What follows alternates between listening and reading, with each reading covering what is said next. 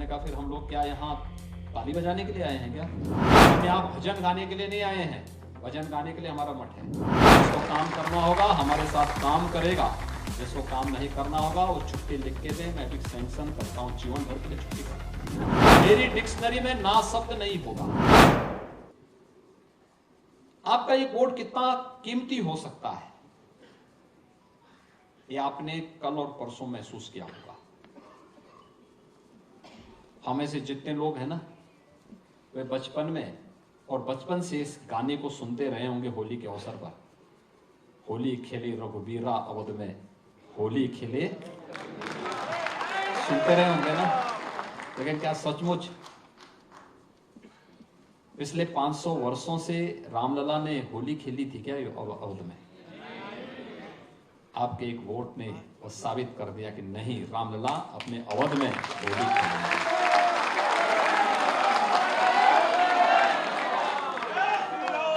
आपका एक वोट देश की तकदीर को कैसे बदल सकता है। कश्मीर से धारा 370 को हटा दिया गया। क्या ये कोई और पार्टी कर पाती? ये केवल धारा 370 नहीं हटी, देश के अंदर उग्रवाद और आतंकवाद की ताबूत पर अंतिम कील थी। प्रहार है ये उस पर। भारत के अंदर अब आतंकवाद के लिए कोई जगह नहीं, एक संदेश भी है। अब कश्मीर में हमारे सुरक्षा बलों के जवानों पर कोई पत्थरबाजी नहीं, बल्कि लोकतंत्र की बहारें अब जम्मू कश्मीर के अंदर खिलती हुई दिखाई दे रही हैं। जम्मू कश्मीर भी शेष भारत का हिस्सा उसी प्रकार से है जैसे देश का कोई अन्य भाग है। पूर्वोत्तर के राज्यों में उग्रवाद नहीं है। एक वोट ने पूरे पूर्वोत्तर भारत को अपने साथ जोड़ दिया है। आपका एक वोट आपके जीवन में कितना बेहतरी ला सकता है। ईज ऑफ लिविंग की बात करते हैं। हमारा जो प्रबुद्ध वर्ग है ना, ये सब हमेशा इस बात की कहता था, जीवन की सुगमता कैसे होनी चाहिए। उसमें सुरक्षा हो, बेहतर वातावरण हो, अच्छी कनेक्टिविटी हो, स्वास्थ्य के लिए, शिक्षा के लिए उस प्रकार के अवसर हो, व्यापार के लिए अनुकूल माहौल हो। क्या सचमुच 2014 के पहले देश के अंदर और 2017 के पहले क्या उत्तर प्रदेश के अंदर इस प्रकार का माहौल था क्या? नहीं था। यही गाजियाबाद है। 1998 से मैं सांसद था। गाजियाबाद आने में हम लोग एक बार हिचकते थे, दो कारणों से। एक, गाजियाबाद अपराध के लिए, और दूसरा गाजियाबाद गंदगी के लिए। ये दो के लिए बहुत वैसा था, किस प्रकार की अव्यवस्था थी। और आज गाजियाबाद स्मार्ट सिटी में नंबर बनाता है। एक चेंज है। गाजियाबाद पुलिस कमिश्नरेट का, पुलिस रिफॉर्म का सबसे अच्छा उदाहरण बनता जा रहा है। ये गाजियाबाद की पहचान बन गई। सुरक्षा का बेहतर माहौल। अभी मैं यहां पे रियल एस्टेट से जुड़े हुए लोगों का परिचय ले रहा था। यानी वर्षों से जिन लोगों को मकान नहीं मिल पाए थे, आज गाजियाबाद में संभव हो पाया है कि उन बायर्स को बिल्डर समय पे मकान दे रहे हैं और बेहतर तरीके से दे रहे हैं। क्या चेहरे पे चमक है उन लोगों की, जिन लोगों को वर्षों के बाद अपना आवास मिला है।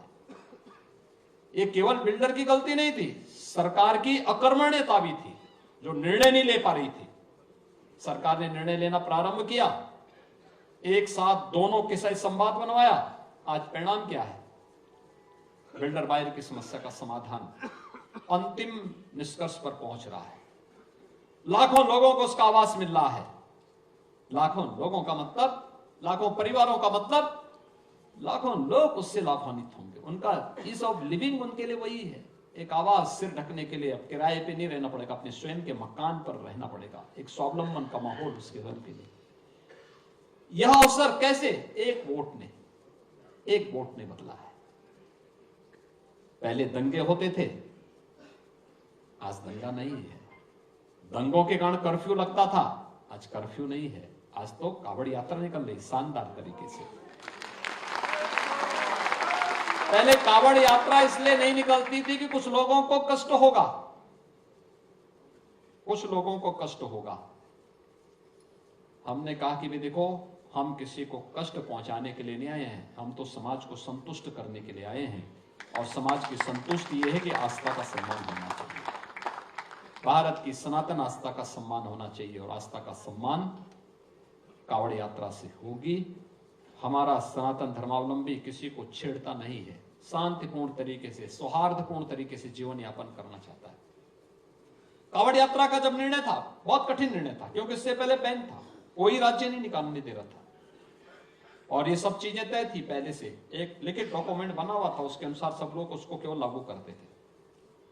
हमने कहा भी क्या है, क्या बैठक हुई? उन्होंने कहा साहब बैठक हो गई। अरे हमने कहा हुआ क्या, क्या तय हुआ? कहा साहब कावड़ यात्रा नहीं निकल पाएगा। तो मैंने कहा फिर हम लोग क्या यहाँ ताली बजाने के लिए आए हैं क्या?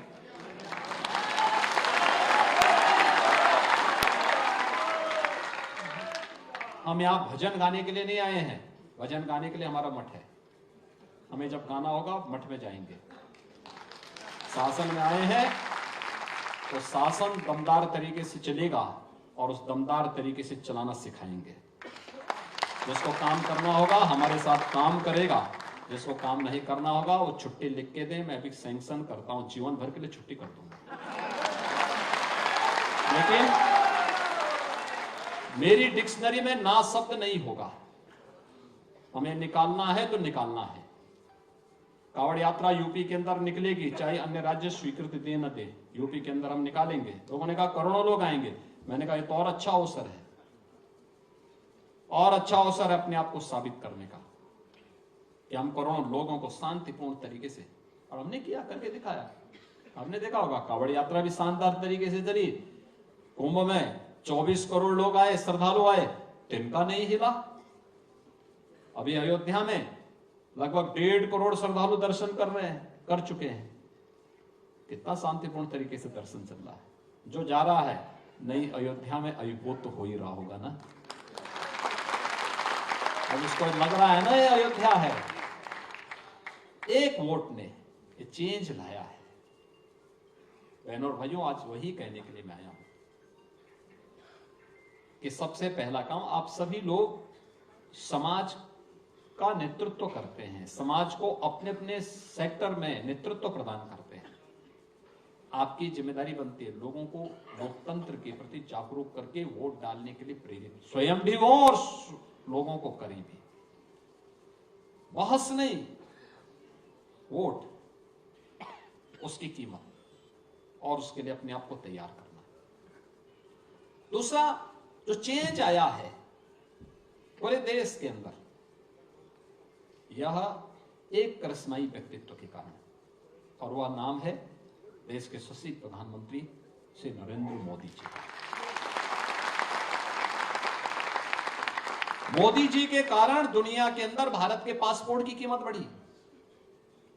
मोदी जी के कारण देश की सीमाएं सुरक्षित हुई। मोदी जी के कारण आंतरिक सुरक्षा की स्थिति बेहतर हुई। मोदी जी के कारण आधुनिक इंफ्रास्ट्रक्चर, रैपिड रेल, ये 12 लेन का एक्सप्रेस हाईवे,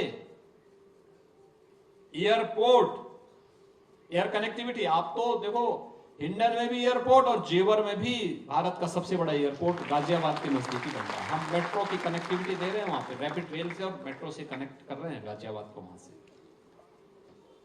तो आपके तो हर हाथ में लड्डू ही लड्डू है। पहले कोई गाजियाबाद आना नहीं चाहता था, आज कोई गाजियाबाद छोड़ना नहीं चाहता। ये अंतर है।